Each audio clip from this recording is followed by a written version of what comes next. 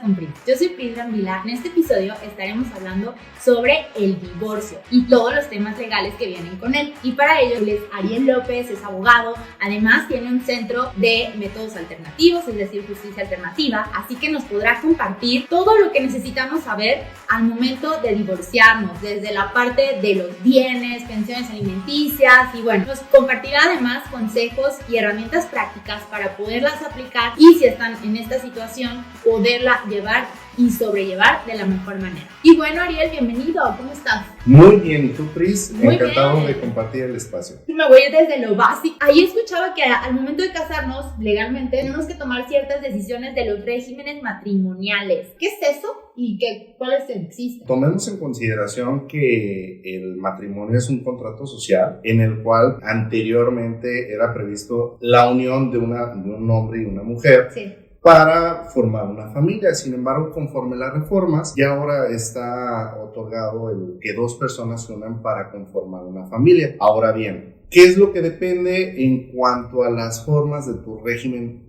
adoptado para el matrimonio? Puede ser sociedad legal, sociedad conyugal o separación de bienes. Ok, 3, ajá. A final de cuentas, todo dependerá de la vocación que tengan como pareja. El hecho de decir, bueno, no tenemos bienes, Ajá. y pues nuestro interés es unirnos como familia y crear un patrimonio juntos. Entonces estaremos hablando de una sociedad legal. Ok. Sí. Entonces Ajá. quiere decir que nos casamos, pero y todo lo que vayamos a comprar es de los dos. Es Claro. el que es mitad y mitad. Mitad y mitad. Ok, para A rajatabla, como dicen por ahí. Sí. Y la sociedad conyugal ocasionalmente se suele adoptar cuando alguna de las partes dicen, bueno, los dos tienen bienes, queremos formar nuestra familia, pero yo solamente entro al patrimonio familiar con este bien. Y yo también en esta parte digo, bueno, yo también entro con estos bienes. Ah. Perfecto.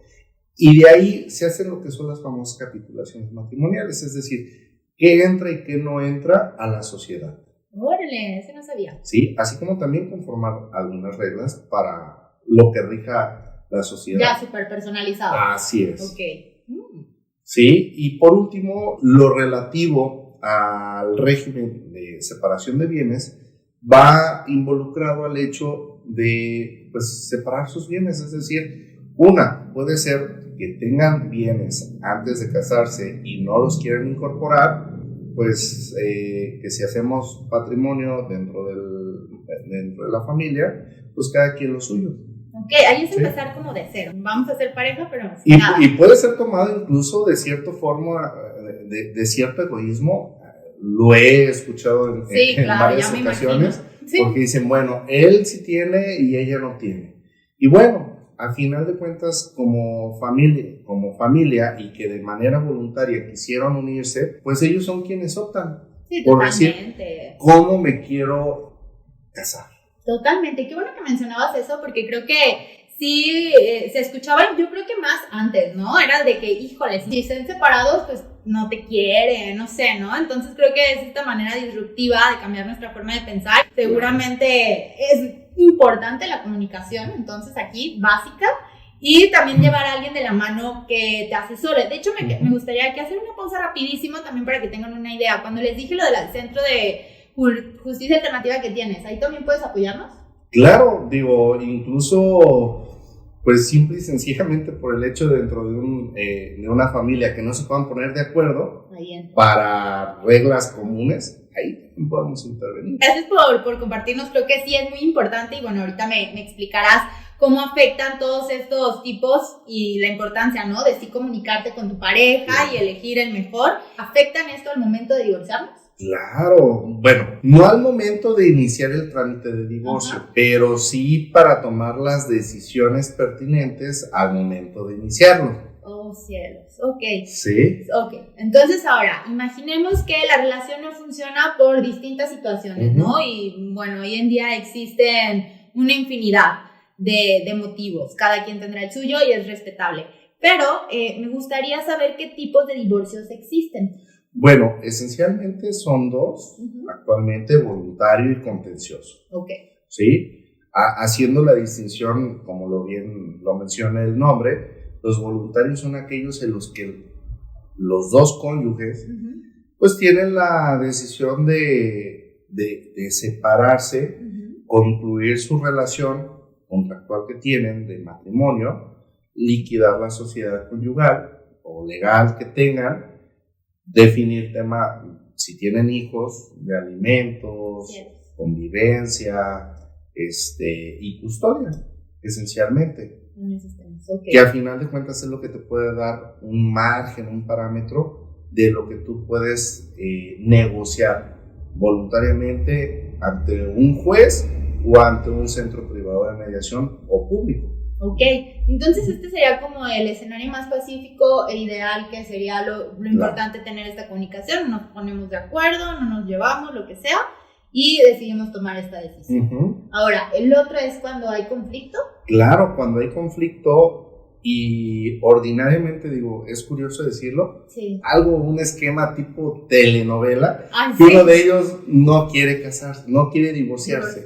Entonces, pues ese es un factor clásico para definir un divorcio contencioso. Oye, pues es que me quiero divorciar, pero yo no. Entonces, actualmente, conforme a la legislación que tenemos en este momento, con el simple hecho de pedirlo ante un juez, es más que suficiente para que se te otorgue. Cualquiera de las partes. Claro, claro. Ya ahorita no es necesario como hace algunos años, anterior 2016, tenías que justificar la causa por la que te querías divorciar. Sí. Pudiese ser por infidelidad, temas de adulterio, temas de dilapidación de bienes, incompatibilidad de caracteres, abandono de... ¿Pero tenías que comprobarlo? Claro, incluso, oye, pues resulta ser que abandonó el hogar. Lo tenías que acreditar si era por más de 6 meses, más de 1 año, 2 años, por causa justificada o injustificada. Y si no era propia o no acreditabas tu derecho de acción, pues te decían, pues no lo acreditaste y no te puedes divorciar. Y ahora bien, con la progresividad de los derechos humanos, pues ha venido a darle la oportunidad a la persona en definir, en base a un estricto sentido, el derecho pro persona, a definir que una persona se puede separar por el simple derecho de querer. Y me gustaría ahora, he escuchado, y no sé si es lo mismo el que me estabas platicando, el mentado divorcio express, ¿es este? ¿O esa es otra cosa que existe o no existe? Pues mira, el divorcio express, así como lo publican en medios o en publicaciones, digo, para mí no es tan express, y menos pospandemia. ¿Sí? Porque express pudiésemos llamarlo a los divorcios voluntarios, en donde tú de manera voluntaria ibas y presentabas un trámite ante el juzgado de un divorcio por mutuo, donde decías, mire, señor juez, estas son las condiciones en las que nos vamos a separar. El juez te citaba a una primera audiencia de ratificación, una segunda audiencia de avenimiento, donde el juez te decía, oye, ya, ¿están seguros que se quieren divorciar? Les daban una charla de la familia, intentaban avenir a las partes a que no se divorciaran, y cuando se hacían bien la chamba y concluía de manera pues no satisfactoria, les decían, por favor, firma, estampe su firma, y ya de ahí se te dictaba la sentencia. Y por decir express, porque existían algunos juzgados que te dictaban resoluciones desde inicio a fin, en 4 o 5 meses ya estabas divorciado. ¿En serio? No, sí es cierto. Entonces en las noticias, no en las noticias, pero sí en las redes sociales o en la publicidad nos dicen casi te hacen sentir que en 15 días ya estás divorciado. Sí, ¿no? Digo, una cosa es que presentes el trámite y que ya vayas muy avanzado, y otra que hasta tener tu acto. Para mí el express, si es express, bajo la función de el tiempo en el que tienes ya tu acta, porque lo que cuenta es el papelito. Bueno, sí es cierto, eso sí es cierto. Y aproximadamente entonces un express sería 4 o 5 meses, uno normal en un buen escenario. Bueno, un divorcio contencioso, pues bueno, puede incluso durar años. Cielos, pues sí, me imagino. Ahorita vamos a hablar un poquito de los problemas, porque aquí mencionabas que nos tenemos que tomar en cuenta entonces la parte de si hay hijos, si hay bienes, qué régimen elegimos. ¿Quién va a tener la custodia del menor? La custodia, ¿Quién va a dar los alimentos y qué cantidad? Y pues el régimen de convivencia. ¿También eso cuenta? Pues digo, a final de cuentas es la convivencia que van a tener los padres con sus hijos. Y si uno de los padres, pongamos el ejemplo más común, la mamá es quien va a tener a los niños bajo su custodia, ¿cuál va a ser la posibilidad que tiene el padre de convivir con los niños? También sí, claro, se debe establecer. Yo pensé que eso era, o sea, eso también es algo cuando es de mutuo acuerdo, también ahí Claro, Yo pensé que eso era cuando es muy bonito y de mutuo acuerdo, se ponen de acuerdo. Pero hasta en días y todo. Tienen que poner periodos vacacionales, Órale. todo, incluso periodos de Semana Santa, Pascuas, vacaciones escolares, cómo se van a repartir esa convivencia. Pero ¿cuál es el defecto cuando ya, en caso contrario, en los juicios contenciosos, donde dices, bueno, ¿quién es el que va a resolver el asunto? Un tercero llamado juez, y quien te va a decir, te toca una vez cada 15 días, te toca una vez de manera supervisada ante las instalaciones del DIF, y pues bueno, es cuando ya no es bonito este trámite. Sí, claro, que ya ahora es como sin esta parte humana, ¿no? Como claro. O en los acuerdos que íbamos. Ahora sí, ¿cómo afecta, imaginemos, en los bienes y para pasarnos luego con los hijos, que también tengo bastantes dudas y yo sé que ustedes también, sobre todo en lo de las pensiones? Pero, ok, nos casamos del 50-50 y súper fácil, lo separamos y ya. Sí. Y eso es el momento del divorcio y en esto en la acta y se hace todo. Así es, cuando es un convenio por mutuo consentimiento, así es, ustedes se ponen de acuerdo, te toca 50-50, que es lo que debería de ser. Y de deudas también. Sí, claro, porque incluso podría ser que, bueno, tenemos una propiedad, yo te cedo mi derecho de propiedad respecto a un bien, dos bienes, y yo puedo asumir ciertas deudas también, tuyas. Pero a final de cuentas, como es voluntario, ahora sí que lo que tengan las partes que decidir sobre sus bienes o derechos es lo que les corresponderá. Imaginemos que se casaron y vamos a brincar al siguiente régimen. Por separación de bienes. El hombre era el que daba el dinero y trabajaba, y la mujer dejó de trabajar mientras se casaron y para atender a sus hijos, para dedicarse al hogar. ¿Qué pasa ahí? Porque ella no estuvo generando dinero. Claro. Pero es separación de bienes. Sí.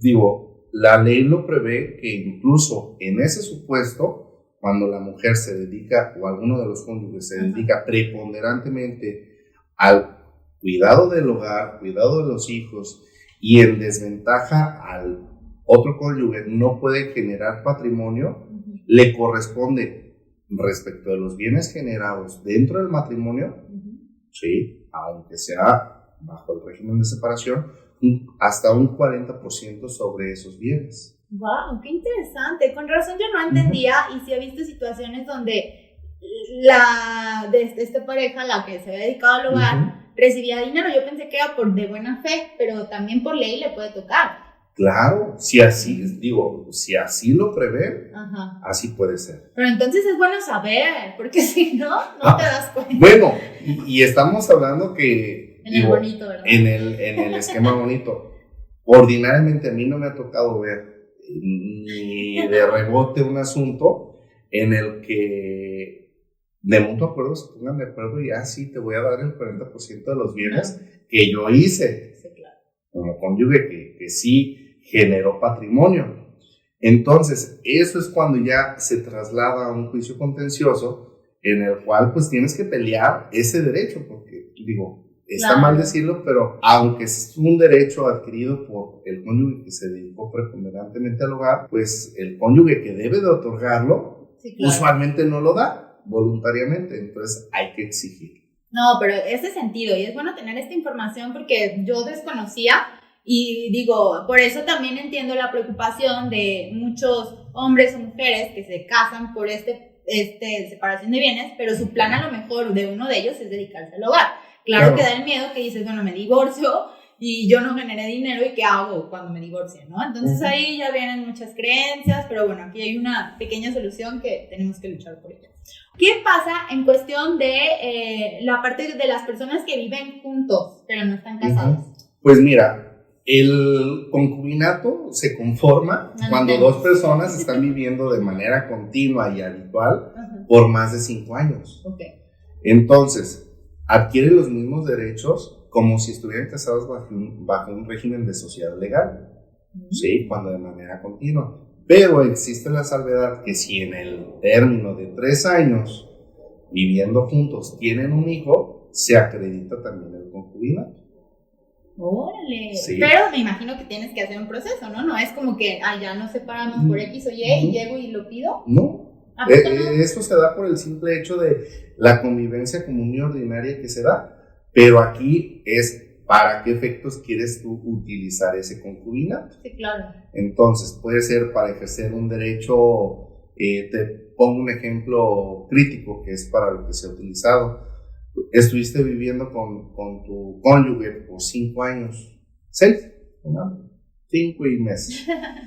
Y desafortunadamente pierde la vida. Pero tenía seguros, pensión, Sí, derechos sí. que tú podrías adquirir sobre esos bienes. Pero tienes un concubinato, pues lo tienes que acreditar para poder ir a exigirlo. ¿Sí? Así también, si bien es cierto, pueden tener un hijo, 2, 3 o los hijos que hayan decidido tener y se separan, pues bueno, no requieres acreditar el concubinato para exigir los alimentos. Lo único que requieres acreditar es el vínculo consanguíneo. Ay, pues sí, es cierto. Sí. ¡Órale! Sí, pero como un trámite como tal no hay, a menos sí, de que sea un caso muy especial o específico, como te acabo de mencionar, para el supuesto de una sucesión. Ok, qué interesante, porque también sé que hoy en día muchas personas ya también no pasan a la parte del matrimonio, se quedan en la parte del concubinato, pero luego hay ciertas dudas por ahí volando y te voy a seguir preguntando de lo que sigue. Claro. Ariel, me encantaría que pudieras explicarme qué es la pensión alimenticia y qué pasa si no la cumples. Claro que sí, mira, es un tema algo técnico, sin embargo, vamos a explicarlo sencillo. La pensión alimenticia es el derecho que tiene un menor, niña, niño o adolescente a recibir por un concepto económico todo aquello que satisfaga sus necesidades, como pueden ser de habitación, de hospedaje, de salud, de educación, de todas aquellas cuestiones que estén relacionadas a su sano desarrollo. La consecuencia que tiene el no cubrir una pensión alimenticia, pues puede ser pues que te demanden, punto número 1. Punto número 2, que a consecuencia de ello pues te puedan requerir, embargar, incluso rematar tus bienes. Y punto número 3, no menos grave, es que te boletinen en el Buró de Deudores Alimentarios. Es un registro que se hace a nivel estatal de todas aquellas personas que no han pagado sus pensiones alimenticias a sus hijos. Esto siempre y cuando estos deudores no hayan cubierto sus pagos por más allá de 90 días. Ese es un primer punto en el cual no pueden realizar ninguna transacción, modificación de lo que corresponda a su propiedad o bienes o posesiones. Y por otra parte, pues que también no se pueden casar. ¿En serio no se pueden casar? No. Qué interesante, para que anoten. Incluso la más lejana y como medida precautoria puede ser incluso que no pueda salir del país. ¿En serio? Imagínate. ¿Qué incluye la pensión? Porque se llama pensión alimenticia, ¿no? Me imagino que no solo incluye los alimentos, ¿o sí? Pues no, de hecho incluye el tema de habitación, servicios de salud, alimentos como tal, el alimento que ingiere, educación, libros útiles, salidas el día a día claro, todo lo que pueda conllevar un sano esparcimiento del menor y que pueda desarrollarlo en su mejor expectativa como niño, joven o adolescente.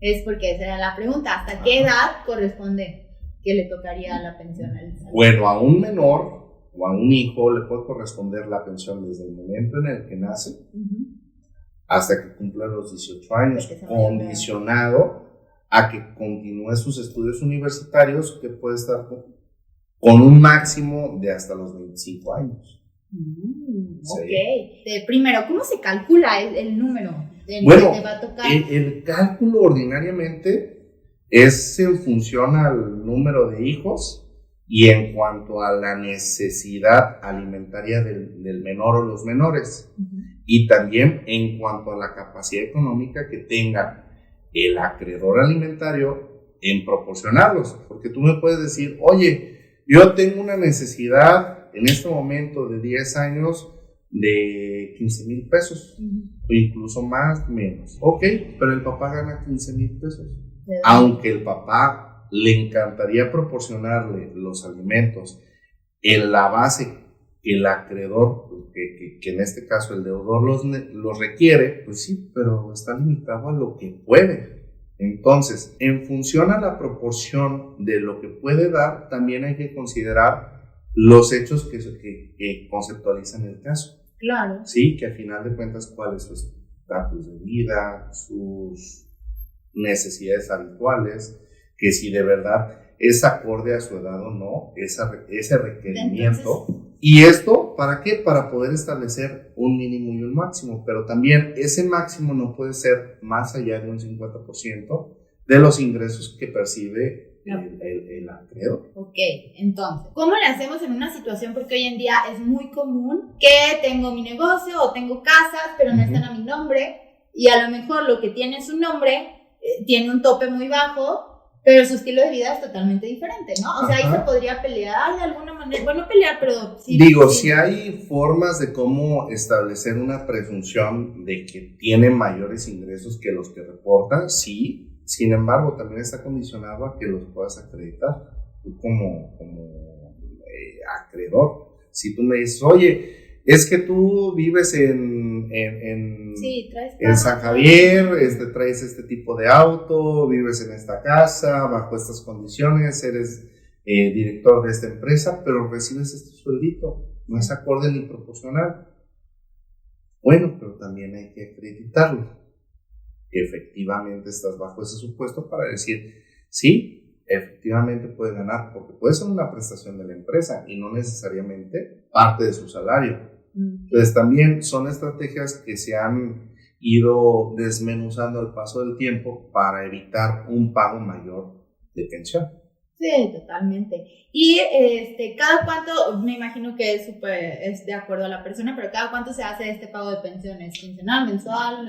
Bueno, ordinariamente los jueces cuando fijan una pensión provisional o definitiva es de manera mensual.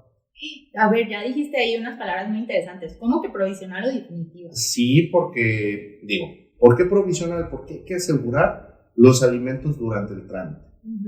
Y definitiva porque hasta que cumpla la mayoría de edad y deje de estudiar o hasta que concluya su nivel universitario, los tendrá que pagar. Ok, una vez que tienes la pensión, hasta que cumple los 18 la dejas de dar, o sea, por obligación. O por eso dije provisional y a lo mejor alguien para los 10 y alguien a los 12 o no sé. Pues mira, todo dependerá de las circunstancias del caso, porque qué tal y la persona se obligó a pagar 30,000 pesos de pensión, en este momento.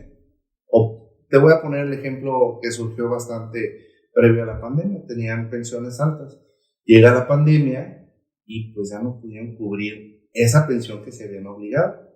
Entonces, pues hay que modificarlo. Sí, claro. Sí se puede. Sí, claro. Ok, va, yo sé, porque me imagino que las necesidades van cambiando. ¿Qué pasa si dejas de pagar esta pensión?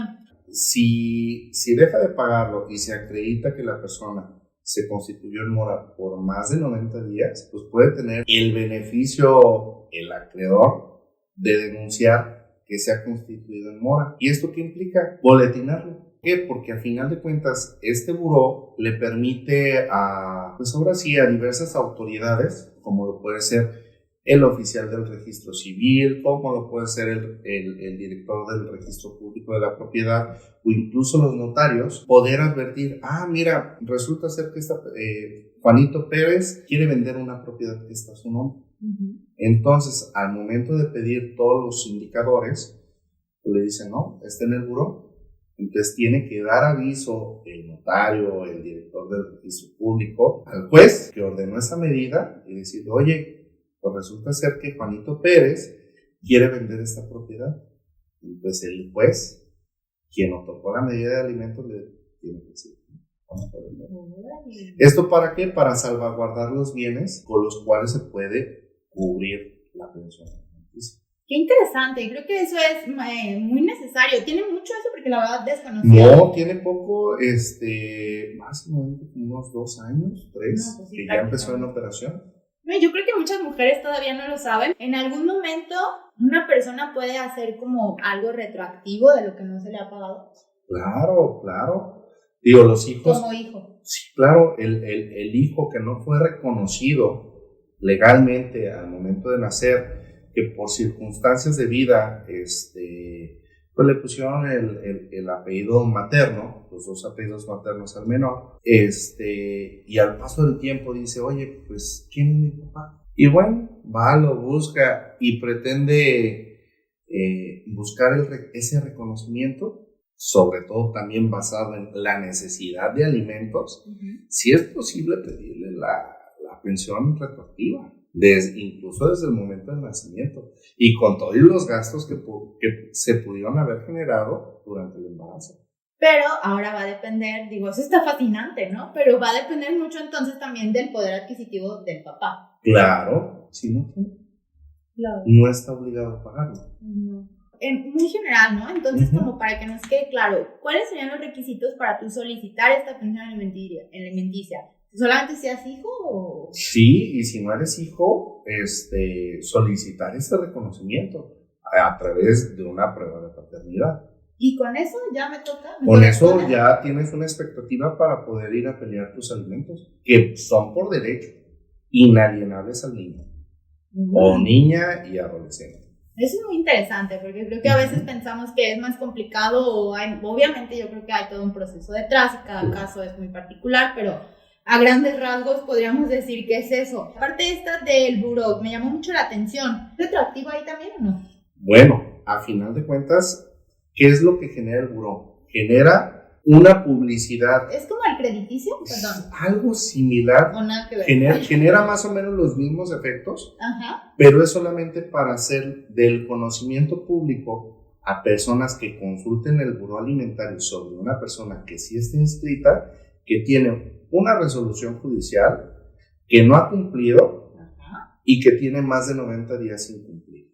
Sí, específicamente hablando de alimentos, porque hay personas que tienen años sin pagar alimentos. Sí. No, y luego pasa, yo vi mis ejemplos, ¿no?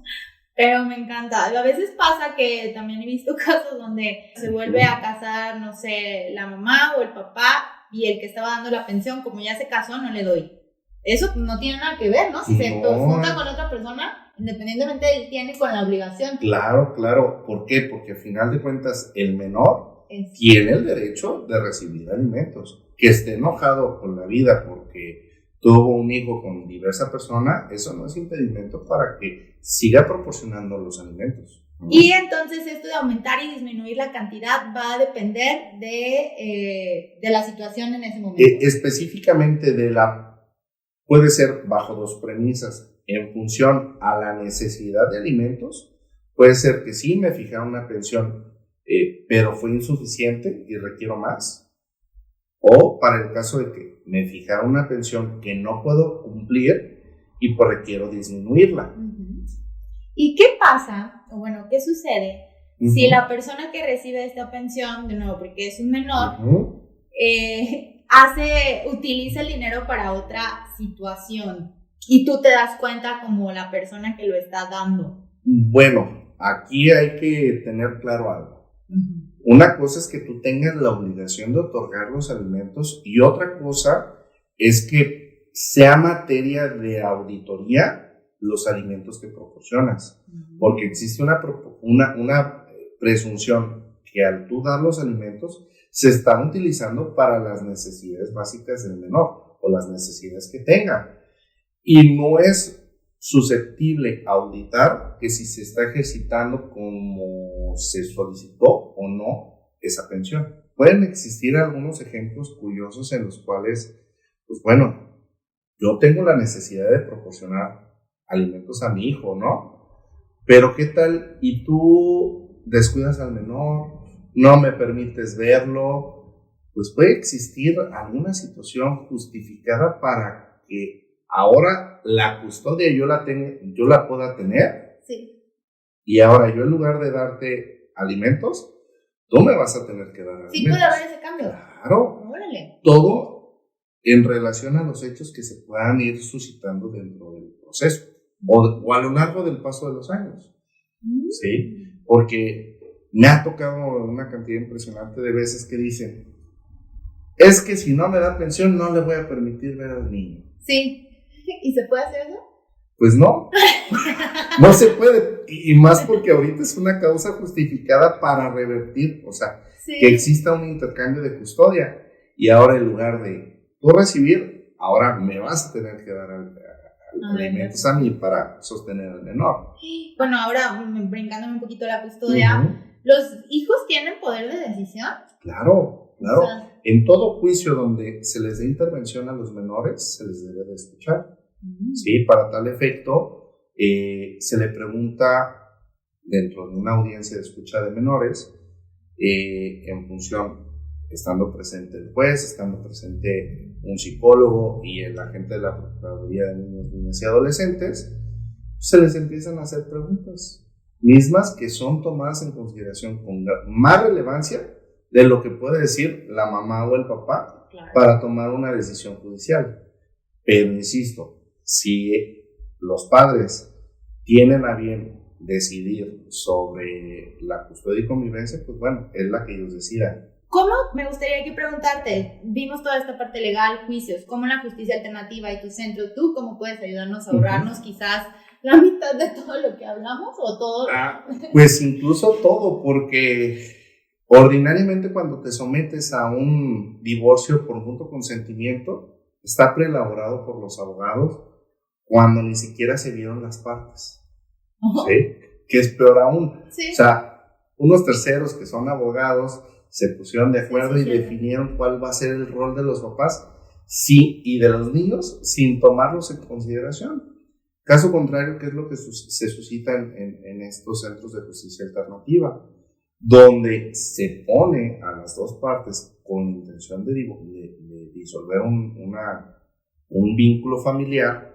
Ellos son quienes, teniendo el contacto directo, pueden resolver incluso temas personales, temas que, pues bueno, si había algo que no se había platicado, es el momento de platicarlo, y que resuelto ese pequeño obstáculo, permite una negociación más fluida. Y es por lo que yo abono más por una plática a través de un centro de justicia alternativa. ¿Cómo se llama el tuyo?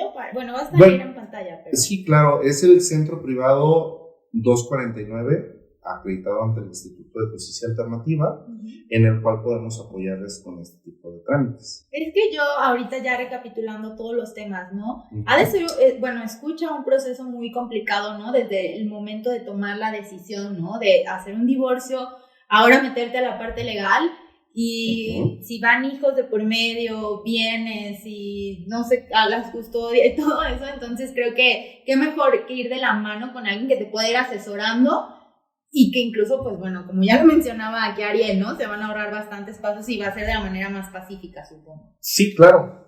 Y aunque no lo sea, la intención es que concluya satisfactoriamente y de la manera más civilizada y pacífica posible. ¿Te vale que en vez de dar dinero tú le digas a la mamá, yo le compro las cosas? Mira, usualmente cuando se presenta ese tipo de situaciones es en el momento de la ruptura, previo a iniciar trámite judicial o voluntario de disolución del vínculo matrimonial. O sea, sí se puede, bueno, pero antes. No es que se pueda, es una mala práctica que se da. No, pues yo digo que es súper incómodo. Digo, sí, claro, no sé porque digo, que te lleguen y te digan, no, mira, compré tantas bolsas de Sam's, de Costco o del supermercado, que se pueda presentar. No se trata de eso, y creo que es desgastar una relación y sobre todo exponer a los menores que qué necesidad tienen. Ahora que decías de la pensión, imagínate que el señor tiene cierta cantidad de dinero que es buena para estar manteniendo la pensión de sus 2 hijos que tiene fuera de él.